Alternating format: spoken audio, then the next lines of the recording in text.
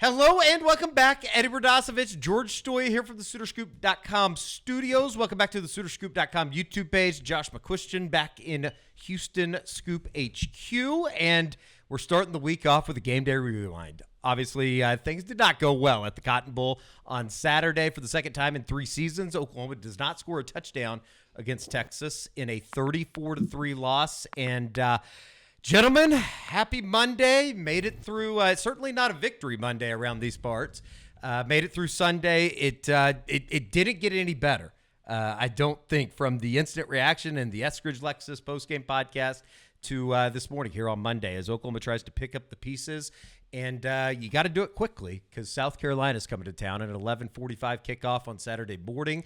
But for these intents and purposes, we will rewind and try to, make sense of what has become a shit show offensively. Josh, good afternoon. Good morning to you. We haven't really gotten, your thoughts just on the disaster that was a trip down to the Cotton Bowl on Saturday, and I think that there's no better place to start than here. Offensively, you had 2 weeks to come up with a game plan that was going to benefit or provide, enough opportunity for an offense that was obviously behind the 8 ball going in. But that was disappointing, to say the least, on Saturday with the operation that they threw out there. Guys, when you have an offensive line that's struggling to block people, your running game's not going well, what's the best solution? Make it more elaborate. Make it more difficult, and the blocks need to be longer. I don't see how that wouldn't succeed. That seems like a really great plan. It's amazing that's what they went with. They had 2 weeks to simplify, 2 weeks to, what does Michael Hawkins do best? What do we as an offense do best? And the decision was to make it more complicated, have more intricacies, I guess you could say, in the backfield that could go wrong. It's amazing to me. And so often it did go wrong. I mean, Kirk Herbstreit's on the broadcast, and I should say, I'm almost done with it because it was just like, I'm getting through this. Like for the Monday morning, it is like, I just want to be done with this as fast as I can. I don't want to watch this if I don't have to. And it's so ugly. And you've got Kirk Herbstreit late in the fourth quarter, basically laughing at Oklahoma's inadequacy. Like they run a counter to the left and Taylor Tatum just runs right. Doesn't know where the into ball's 3 defenders. He doesn't know where the ball's supposed to go. Guys, it's unbelievable. And there's a part of me that was like, Michael Hawkins has got to be thinking when he gives him that ball, where are you going? Like, why am I giving you the ball? Like, did he just take it from Hawkins? Like, I don't, it's so bad. Like, I think George and his opening line of instant reaction summarized it really well. It is what it is. I think that the thing now that you start looking at, and obviously we can talk about the Texas game and where things went haywire. Obviously, the first quarter, you have every opportunity. Texas had given you a lot of opportunity to grab a little bit of momentum in the game. You start your first drive at the 49-yard line. You start your second drive at the 45-yard line. And you still are only up 3-0. And you played pretty well in the first quarter. It felt like you played about as well as you possibly could. I've said it a couple times, but the first couple play calls I actually didn't hate. I think the first offensive play was a first down. Was it to Brennan Thompson maybe? I can't remember. It was some sort of play action play. And I was like, oh, that's not something we've seen. And that's okay, right, Josh, to have a couple new plays that maybe throws Texas off that they're not ready for. But the problem for Oklahoma is they don't have an identity. Like once that game got out of hand or got in where, Texas is moving the ball and it's 3, whatever it is, third down, first down, whatever, they don't have a play that they can turn around and say, this is our base play. This is what we're going to run, and then you're going to build off that. And that's the problem is it's okay to add a couple wrinkles, but they ran out there with a totally new offense. And it was clear a lot of guys didn't know what to do. It was too complicated. The offensive line is just flat terrible right now. They can't get a push up front and they're not running things to help them out in any way, shape or form. And then, you've got a true freshman quarterback that's clearly been told, unless it's wide open down the field, do not throw the ball. And I think a lot of people and we can get into this, but should they go back to Jackson Arnold? Should they keep with Michael Hawkins? And I don't think changing the quarterback is going to fix any of these issues. Now, I think you do have to have a serious conversation of which one do you want to bet your future on, because they got to keep one of these guys for next year, and which one do you think maybe has a higher ceiling. But in terms of what Michael Hawkins did on Saturday, I mean, I think the game plan was just honestly terrible to help him out. I was talking with another national reporter this morning, just kind of get his thoughts. We always kind of dish on a Monday boarding. He wasn't in Dallas, obviously, for the game, but you could just tell even as they got through the second quarter, obviously it was a disaster on the defensive side of the ball, which we can get to. But when you get into the second half, even Michael Hawkins looks like he's wearing it a little bit, just in terms of, and this is coming from somebody that just watched the game back on the replay, it's almost as if, what am I supposed to do? This offense isn't going to move the ball. We know we're not going to move the ball. What am I supposed to do? And you can tell that he has no confidence now. Yeah. It's criminal. And I think that that's where we've gotten to the point in the season where the numbers are awful. George, you came with this one this morning, 11 of 13 series that Oklahoma had offensively. 11 of them, of the 13 drives, go for less than 20 yards. Through 6 games, they don't have a passer over 200 yards or more. They don't have a single player with 250 yards receiving or rushing this season through 6 games. The stat that Max Olson threw out this morning, OU's gained 20-plus yards on 3.4% of its offensive plays per True Media. That is the 3rd worst offense in all of Power 4 offenses, not just this year, for over the last decade. I mean, I think you're getting to the point, and I hate to do this, but you're getting to the point that you at least have to give somebody else an option, somebody else a voice within the offensive room. If nothing else, and you could maybe just calling the same plays that Seth Luttrell is doing, but at least change something, just for the sake of change. They have to find something else offensively. The game plans have been shit. Well, Eddie, okay, so I'm going to go into a little personal, rant. Josh. It's terrible. That was. This is the University of Oklahoma, and I know they have the wide receiver injuries. It's a bad deal. You've been dealt a bad hand. I get it.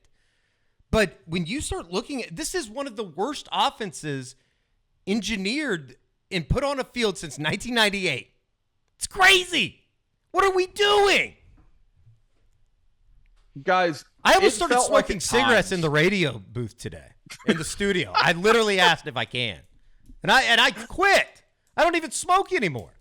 But I'm about to smoke again. All right, you guys go ahead. This felt you're right. This is Eddie, the voice of the people, as so often he is. Guys, to me, it felt like they were almost like going in a circle where, okay, it's been 9 plays since we've run outside off tackle. Let's do that. Okay. Well, now it's been 8 plays since we ran a draw up the middle. Okay, now we're going to do, it felt like paint by numbers. It wasn't, oh, this worked, let's go back to that here, or let's use that play that worked to set up something further. It was just it's time to do this, so let's do this. There was no rhyme or reason to it. And for the second straight week, and so a couple of people on the board noticed this as I'm going through Monday Morning Idiot, and I agree with it. It's something I've talked about. They keep running plays that are useful as their counters, their secondary options. You build one play to run another play, but they run the second play before ever establishing the first. How does that work, guys? No one is scared of play action if you can't run. As a really mild example of what I'm talking about. They're doing stuff where okay, the backside action, they're not scared of the backside. Nothing's happening to affect the second level. The linebackers aren't moving because they're not scared of your first move. They don't have to worry about if you're going to get them on the bounce back because you can't get there in the first place. Yeah, I mean, Josh nailed it. I yelled a lot. Josh nailed it. I think that you look at the way teams are playing Oklahoma's offense. There's no threat. There's zero threat. I mean, they know that they can't pass the ball down the field. Guys aren't getting open down the field. When they are getting open down the field, the quarterback's either running for his life or he's not seeing it. And so teams are, they're not threatened at all. And I think the play calling's not been good. The scheme is obviously something that I think we're all frustrated with. And then you look out there and you're like, where's the talent? I mean, how many of these guys for Oklahoma, and like you said, the receiver position, I get it. A lot of guys are hurt, but that's been the case for a while now. No one's really stepped up. And that's the thing for me. It's like, I think they had some bad evaluations across the board at every single position. There is no one without blame in this thing. And I think that you look at receiver, I don't see anybody out there that's playing in the NFL right now. Tight end, certainly not. Offensive line, certainly not. Running back situation's not good. Your best running back, Taylor Tatum, doesn't even know what he's supposed to be doing out there. And I don't know if that's on Tatum being a young guy or DeMarco Murray not coaching it or Seth Luttrell not coaching it. Like, that's an issue. They don't have the talent, and they clearly have a bunch of guys that don't know how to execute whatever they're asking them to do. The crazy part about all of this, you look up with just over 4 minutes left, it's 7-3, and you have Texas backed up. And I don't think that any of this changes. Like, OU's not winning that game. If they play it 10 times, I think Texas probably winning that game 8 or 9 times. 10 times. I'd say maybe they 10. win 10 times. Maybe 10. 10. At the same time, though, it's 7-3. You have them backed up, and then obviously the dam breaks. And you, for some reason, look up. Makari Vickers is on the field. He gets beat inside, playing 6 yards off the ball. And then it seemed like from that moment, the ball was rolling down the hill. Defensively, you had a bunch of missed tackles, and then you add in the 2 turnovers right before halftime, and all of a sudden, a game that was 7-3 is now 21-3, and thankfully, it wasn't 24-3 because they had missed 2 field goals back to back. You have another gaffe in in-game management with the timeout. You get lucky, and then you have obviously you get lucky after this with the Tatum fumble. It's the second quarter has become, and for a coach like Brent Venables that talks about the middle eight so much, the middle eights, they're getting their ass kicked. Yep. The second quarter in conference play, they're getting their ass kicked to the tune of 44-0 in the first 3 conference games. Oklahoma's been outscored 44-0 in the second quarter. I don't know about you guys, but even when it got to 14-3 too, it was over. It didn't seem like they're not going to be able to make up the 11 points, and how depressing that has become. I mean, that's where this offense is at. That's where this team is at. And now you fear for everything that's to come with South Carolina coming to town. Who knows, if you don't win that game, you're probably not going to get bowl eligible, or you're going to be fighting just to get bowl eligible. It's not working. A lot of it's not working. Yeah, and I think that the most frustrating part for Oklahoma and Oklahoma fans right now is there's no fix this season. There really isn't. Now, can you simplify things and just try and scrape by and hope that you can win a couple more games? Sure. I think that starts this week. If they don't win on Saturday, I don't know if they're going to make a bowl game. But, I think for the rest of this year, you have to look at, okay, which guys do you want to keep on your roster? Play those guys, even if they're young. And then you have to start thinking about who you might hire as your next offensive coordinator and which staff members would you like to keep. And, somebody asked me in my mailbag, would you just get rid of the entire offensive coaching staff? Well, I think it largely depends on who you hire. If you go out and you hire, say, a Ben Arbuckle at Washington State or someone else, and they want to bring in their whole staff, you have to let them do that. Like, you have to, so I don't know what the answer is there. I'm not going to sit here and say, well, they got to fire every single person. I think It kind of depends on where it goes, but that's the conversation we're having now. It's not so much about this season. I've already started shifting towards Brent Venables has to save his career next year. And so at this point, with 6 games left, pick a quarterback and you're running with them the rest of the way. No going back after this week. You've got to pick one, roll with them, and say, that's our guy this year and next year. And maybe you even go get a portal quarterback to compete with him. I don't know. And then you start looking at some of the younger guys and just play them. Just play them, because Michael Tarquin's not coming back next year. Who cares? Don't play him. Branson Hickman, play Troy Everett. We saw that at the end of the game in this one in the fourth quarter. Play Troy Everett. He's going to be your center next year. Keep playing Jake Taylor. Like, play Eddie Pierre-Louis at least on some drives. Like, that's where I've gotten to. It's like, you've got to start playing these younger guys and convince them, hey, we're going to need you next year. Because at this point, this season's lost. It's over. It is. It's officially over, in my opinion. And so you've got to start thinking for the future. Josh, what do you think of just kind of that ideology? I mean, there's some pretty tough conversations that you would hope are being had behind closed doors down the street at the Switzer Center. It just seems like, you look up, they're 4-2. Obviously, I think that the company line that we'll hear today from players, probably tomorrow, unfortunately, from Brent will be, there's a lot to still play for. I don't think that they're going to just straight up admit that you need to look towards the future. To be clear, I agree with that. I agree that you still want to go. You want to go play well and win, right? All those things. But I think that we also know everybody. Like we're all past the point of, like, and I guess this hasn't even crossed through my mind. We're all past the point of Seth Luttrell. They have to find a different offense coordinator moving forward and tight ends coach. I think, guys. I'm at the point 5-7 may be the most likely outcome for this team. I don't like the South Carolina matchup at all. I think it's a problem. That defensive line and what Oklahoma's doing, Oklahoma's going to have to win like 10-7. Like, that's what you're talking about here. I don't see it. Could it happen? Could I be wrong? Of course. I mean, and that, guys, when you start talking about that stuff, like when you start talking about you got to plan for next year, first of all, I completely agree with George. Like, you've got to start getting these guys in the rotation, letting them know you're part of the plan. You've got to see what you've got. Like, what are these guys? Is Eddie Pierre-Louis, with some seasoning, is he going to be ready to help you next year? Like, we heard about Heath Ozida last year that I thought Heath, I didn't think he was terrible against Texas, but he's certainly not, like the guy that was ready-made to start and be a difference maker like there were some conversations about. So you're going to have to figure this out, and it becomes all the more important if you are staring at 5-7 and you don't have a month of bowl game prep that we're all used to Oklahoma having, where you get all those extra practices, you get all that extra time. That's all off the board. It's gone.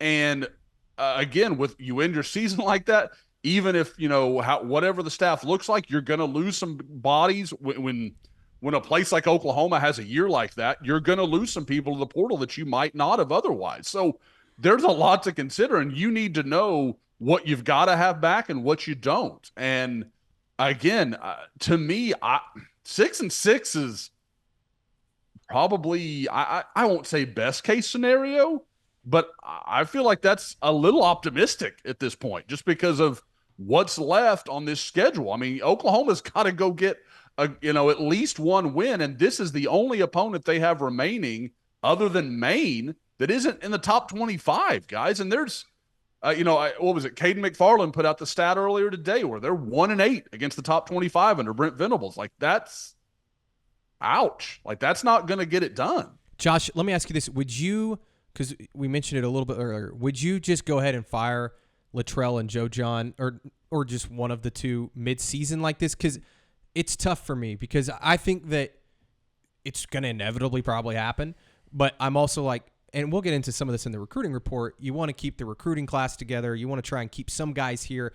I also just don't know how much, like, if you just fire Seth, maybe you get a little bit different play calling, but you're not going to just change the whole offense. Like, I don't think it fixes anything. I know it can't get any worse, but I guess where's your thought process on just get rid of him right now?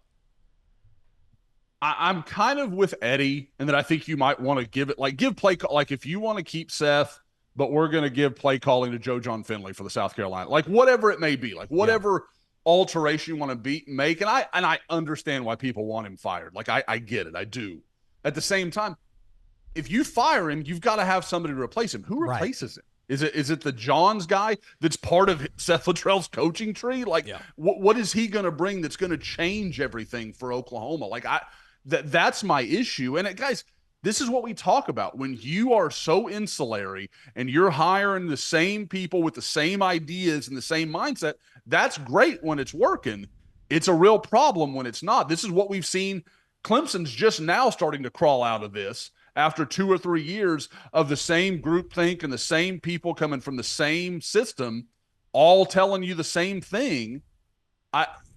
It's hard. Like, it's hard to dig out. And I think that's what Oklahoma's got to do. Is I don't know what they've got there that's going to fix this, which is why I think at the end of the season, you've got to be pretty violent with what you do. It's going to be pretty, like there's got to be robust changes. This isn't one guy that's going to fix all these problems. Here's the problem too. And this is something that I thought about basically for the entire drive home yesterday from Dallas, which was quite lovely. It was a great drive. And by that, I mean it was terrible. If this whole thing about promoting Seth and Joe John, if we can go all the way back into December, January of last year, was about continuity within the offense. There is, and this is something we talked about after the game on the Eskridge Lexus postgame podcast. There is no continuity from what they were doing a year ago. It's so far removed from what this quote unquote continuity was. I'm just a little confused on what they were thinking and what they were trying to emulate by basically just taking Jeff Lebby out of the offense and then doing the same thing. And to be fair, Eddie, we got it. I mean, we kind of supported it at the time. 100%. We thought it made a lot of sense. Yeah. But this was also predicated on an idea that Jackson Arnold was going to be a guy. And which then I still think Jackson can be a guy in the right system. What's with your the thought right process development on the quarterback situation? Is it a situation to you? I almost feel like now you go back and pull out of Michael Hawkins. It's like it's not so much that you've done anything wrong. You just almost got to see what you have in Jackson Arnold. Obviously, he couldn't play in the second half of the Tennessee game because of the turnovers. I'm well past that. But now do you go back to him and say, all right, we effed up. Let's go. You're going to get the opportunity now. I just don't know if that ship has sailed. I don't know where Jackson's head is at Sure. this point. That's the point for me because it's like I kind of lean towards maybe giving him another shot. And like I said earlier, I think you eventually have to bet on one of these two guys, and whichever one you think has the higher ceiling. I think Jackson might have the higher ceiling. I don't really know. It's so hard to evaluate either of these guys because it's such a shit show on offense and so dysfunctional that I have no idea if either one of them is very good. I know Jackson had some turnover issues and Michael hasn't had those, but Michael also hasn't had a whole lot of, explosiveness either other than a couple plays against Auburn. So I don't know, Josh. I kind of think that they need to give Jackson another shot, but at the same time, if Jackson's like, hey, I'm checked out, I'm out of here, like you guys screwed me over, then I think you have to just keep rolling with Hawkins. I mean, can I say something that might be pretty unpopular? If that was what you were getting from Jackson, I would just assume and tell him enter the portal right now. Like, you don't need to have that type of culture within the locker room. And if that were to be the case, and I don't think that is the case. Okay. To be clear, but I just don't know. And that's just. But I also don't know the other thing is I don't know where Jackson's confidence is at. Sure. I mean, you pretty much killed it. Sure. By the way that it's been handled. I think in hindsight, it's obviously easy to say this. It has not been handled correctly. It's been handled rather poorly. Yeah. In what they're trying to do offensively. It's almost like they just both kept look throwing shell-shocked, guys. Sure. Yeah. They don't look like whose fault is neither that? one of both of these guys seem like every time they go out in the field, they look a little worse than the last time you saw them. And I don't know how to explain that. I don't know what that's about. I don't. Again, like we talked about it when they benched Jackson Arnold, it felt like all offseason he heard, don't turn the ball over, don't turn the ball over. And it made him gun shy. Well, now we're watching Michael Hawkins, who isn't turning the ball over, but he isn't taking any chances either. Like the deep ball to J.J. Hester, guys, when I went back and watched that, I didn't realize it in real time. That wasn't far away from being a touchdown. Like that was a pretty good throw. It was like that had a chance to succeed.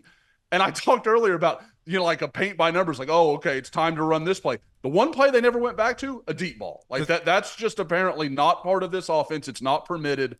I don't know why, but again, not to mention, Josh, that was the third play of the game, and they never went back to anything. If they had a play on Saturday in the first half that was quote unquote close, I know that Oklahoma fans don't want to hear that, but if it was close, they never even thought about going back to it, which is incredible for a team that was struggling to move the football as poorly as they were. Yeah. At what point are you like, we're running 3 straight plays? There's going to be at least 1-9 route in every route combination we run. We're going to have that option out there. Maybe you can hit it. If you even think it's close, chuck it. It's a punt in worst case. Right. Like, I don't understand. It's like they refuse to even luck into some things. Yes. Let luck be on your side for once or twice. Like, just let it happen.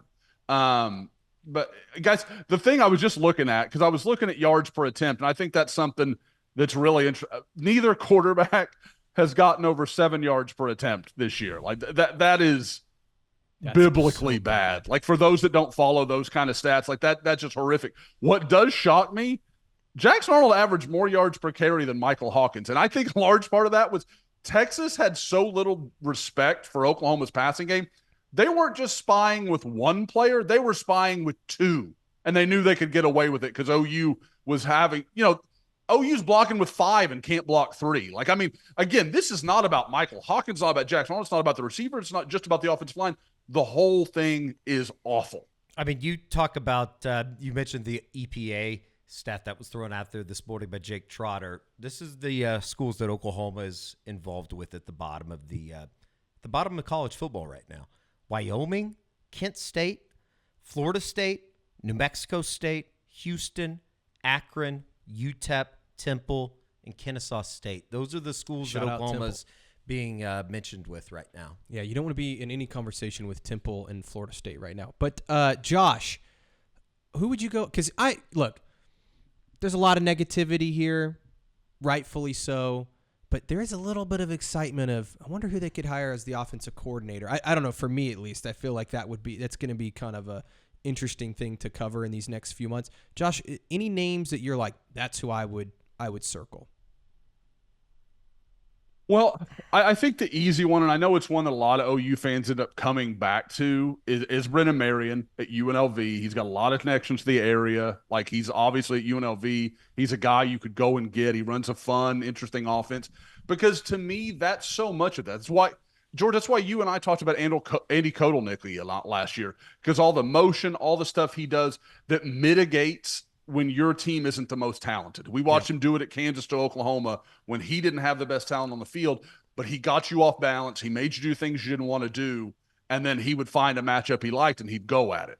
I think, and I'm not saying that's what Brennan Marion does. I'm saying, to me, you have to find a guy that is used to taking his and beating yours, or flip the script and he can beat yours with his. Like that's – or flip that. I didn't say that well. I think everybody knows what I'm talking about. You've got to find a guy, because this is the SEC. Oklahoma's not going to walk out there every time and have the best personnel. Now, they're going to be competitive with anybody if they're recruiting like they should be, but they're not going to walk out there and just be able to line up and push Alabama around and push LSU around. Like, they're going to need some advantages schematically at times, and you need a guy that provides some things. Now, I think you got to avoid the gimmicky.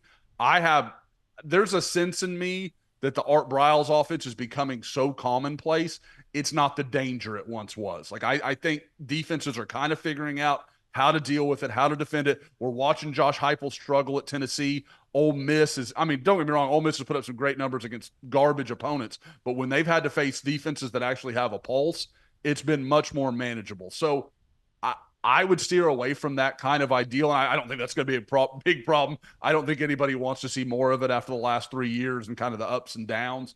But, I mean, he's one that I like a lot. And then you get into some obscure guys. Like, I know there's a guy somebody brought up Kirby Moore at Missouri. I don't know if he would make that move, but I love their scheme. I like a lot of what they do, and I know they've had some trouble this year.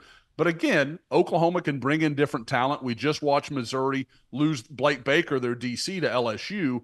Now, there's some connections there that made that make sense. But again, I know Missouri fans will, probably be in our messages about this. It's not a lateral move. Oklahoma and Missouri are not on the same level. It's a different level of program. I think that's a move they could make, but they're going to have to shill out some real money to do it, and that's what we'd have to see. I think, and to that point, there's not only a lot of pressure on Brent, there's a lot of pressure on this administration to get this right, because they ultimately made this hire. So I think that, because you and I talked about it, Eddie, would somebody like Kotelnicki come to Oklahoma after just 1 year at Penn State? Well, if Oklahoma goes to him with a blank check, maybe he does. If you go to a Kirby Moore and you say, hey, we'll pay, I think he's getting paid. I looked him up, Josh, because he's on my hot board. I think he's getting paid about $1.5 million.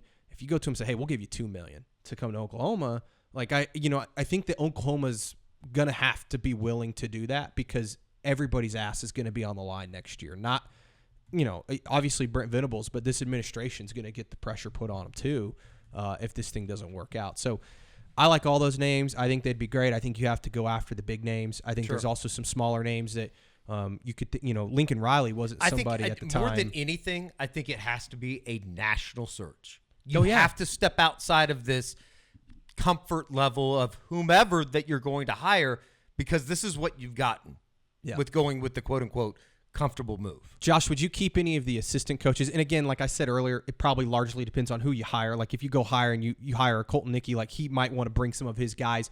But Josh, just from a perspective, is there any guys that you're like, hey, I would try to retain this coach? I think, to me, the one guy that you look at on this staff and you just say, it's hard for me to put a lot on this is Emmett Jones. Like just the what's happened to that wide receiver. I've said it before. That room, it's biblical what they've been hit with. Like it's unbelievable. Guys, I was looking at the injury report. Texas had 7 players total on their roster on the injury report, whether it's out, questionable, possible. Oklahoma's got 5 wide receivers out. I mean, like that puts it into perspective what you're talking about. It's just obscene what has happened to that position. And so it's hard for me to judge him. And I think he's done a good job in recruiting. I thought he did a nice job last year. I had no real issues with that wide receiver core. I thought at times last year we really saw Jalil Farouk come on and look like a better player for it. So, and watching what we thought was going to happen with Jaden Gibson, I saw a lot of growth from him as well. So he would be the one that I would say that's pretty tough. Bill Bedenbaugh, we all know how much respect I have for him. With the recruiting class he has, I can absolutely see the argument for keeping him. At the same time, when it's this bad, the portal evaluations were clearly this bad. I get the other side of the coin too. Like I do. Like to me, I would want to keep him and see what happens with this class of guys. When you've got, Eddie Pierre-Louis, Brooks, you go down the list, you start listing all these guys, and then you add Fasusi, Foje, Afalava. You start putting the pieces together, and if it doesn't come together, yeah, okay. Like something's happened here, the message isn't coming across anymore. I get all that. I understand. But to me, it's pretty tough because if you cut him loose, the odds you keep that offensive line class together is very, very small. Sure. Yeah, and it's tough, man, because you don't want to lose that recruiting class, and I'm all for that. I'm kind of with Josh. I tend towards saying, hey, if you can keep Emmett Jones and Bill Bedenbaugh, those are the two that maybe you'd try to keep. But at the same time, in today's transfer portal era, if you go out and get the right OC, you could flip and turn around and shit. It can't be any worse than it is right now. Right. Sure, you might lose some of those top recruits. But, I think that you can turn around and have a pretty decent offensive line next year. Well, and not to mention that, and this is something that we have talked about here on the YouTube show. We talked about it on the Unofficial 40. The situation that they're currently in on the offensive line, Bill's responsible for that. Yep. And I know that everything has kind of shifted here over this past year with the 24 recruiting class and obviously this 25 recruiting class. But you can't celebrate that, but then also overlook the spot that they're in right now with what they weren't able to do in 2020, 2021, and 2022. It's a very real conversation that has to be had, and you would think is they're having those conversations over at the Switzer Center here moving forward, because this is it seems like the point of no return, and I think that like we were already probably there, even when you had to make the move at quarterback, moving into the Auburn game, but then you won it. And everybody felt like, okay, well, maybe you were going to be able to parlay this in to the bye week and then Texas. And obviously they're right back to square one. I think we've shit on the offense probably just enough. You could probably do an entire show about it. Defensively, Josh, looking back at Saturday, I know that kind of, George, our overwhelming theme of the instant reaction as well as the Eskridge Lexus postgame show. They played well. They didn't play great. Still almost gave up 6 yards of carry, 11 yards of reception. The second quarter was it was awful. And they got put in some bad spots, obviously, because of turnovers. Just kind of your overall thoughts on a defense that certainly appears that they are kind of wearing the weight of this entire team right now on their shoulders, knowing that if they give up 14 points, this game's already over from where this offense is at right now. Yeah, guys. I mean, and who knows it better than them? They face this team in practice every day. They know how out of sorts this offense is. And, they're facing, Texas and Tennessee and Auburn and, these offenses that are, bag on Auburn all you want. They're moving the football. And they see what it's supposed to look like and they see what they're going against and they know it's not the same. Like they're not stupid. So to me, again, I thought, and I've kind of been tracking on the Monday Morning Idiot, George's theory he brought up about, them trying to get the perfect play call in there in the second half and some of that stuff.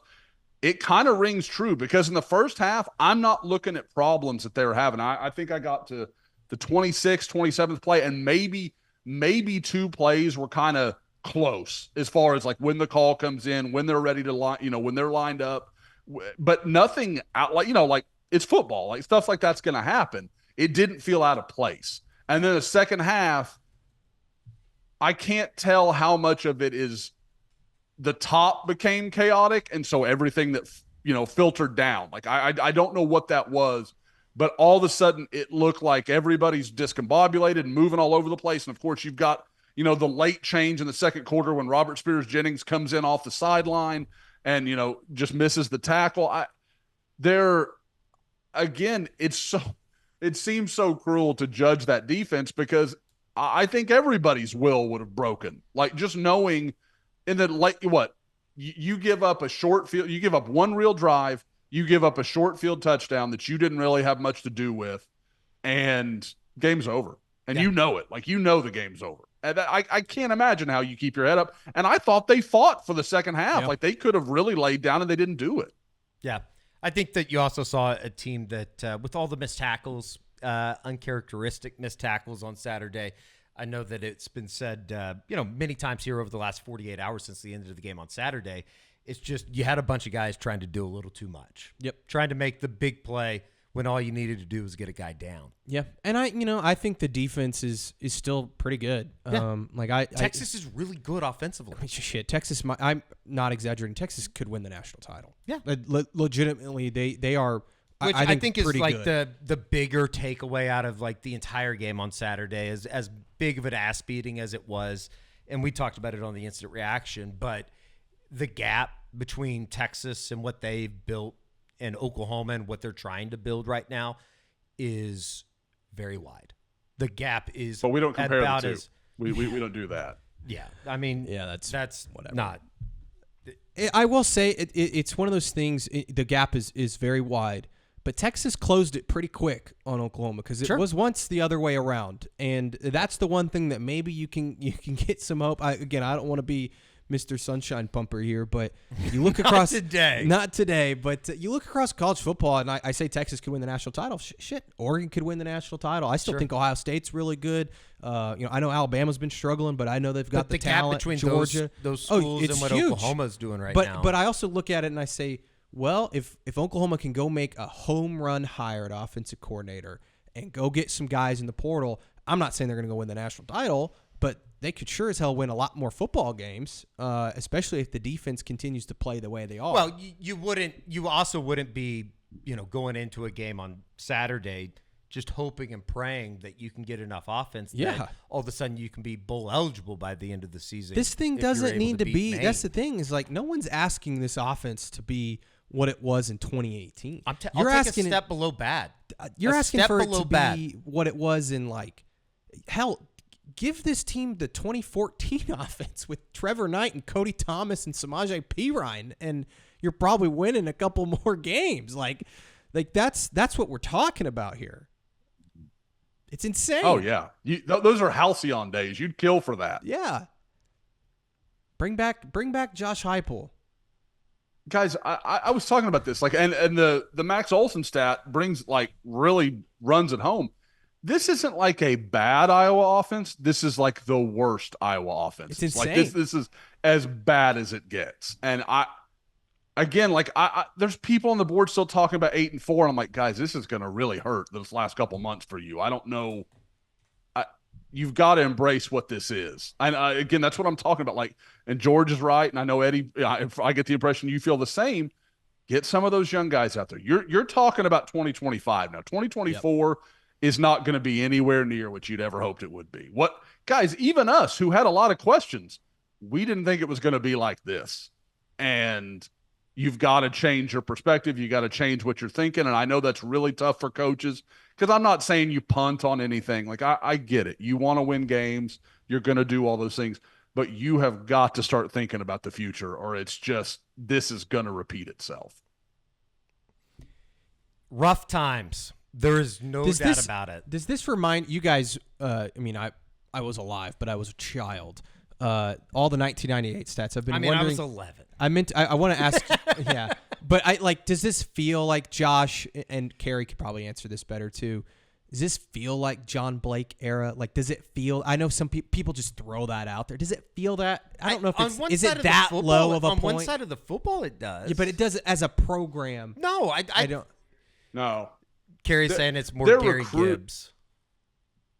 Yes, I think that's fair because Gibbs put out a solid defense. They weren't overly imaginative offensively, but it was a different era. So you kind of understood it. But they recruit better than Blake did. They have one side of the ball. Guys, this defense wins a national title 2 or 3 times in the 2010s with Oklahoma. Yeah. Just having this defense on a couple of those squads, they're at least in the national championship game. And that's the part that's worse about this for Oklahoma fans. This looks like this is going to be all that we hoped a 12-team playoff would be. There are so many teams in play. This looks like it's going to be an incredible year of college football. And OU fans have to, when they watch these games, they're like, yeah, but there's my team doing this stuff. Brutal. I feel bad for him. I do.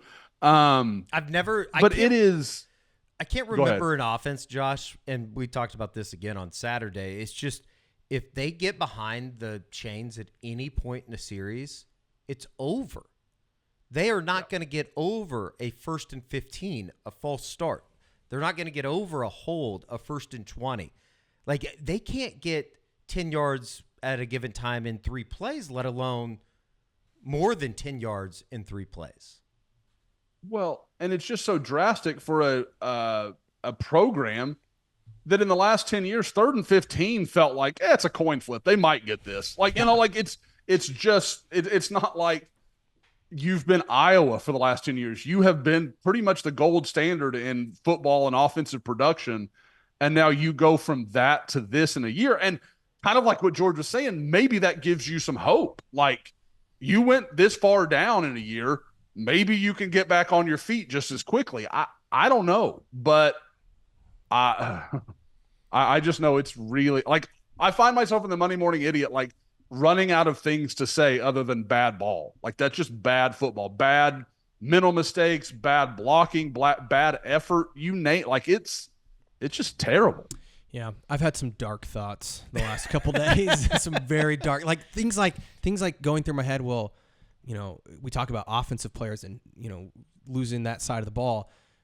Could defensive players be like, do I want to play in a defense that's going to have to run out there and play a million snaps a game and lose? I think everything's on the table right now, and I think that's where you get to the point now where they're at, and obviously they're 4-2. It could be a lot worse, right? Record wise. You could be 3-3 if you don't have an improbable victory at Auburn. They could be 2-4. They could be 2-4 with a phantom, punt that gets nipped or a muff punt or Tulane, Houston, or who knows? Tulane, they could be 1-5. Yeah.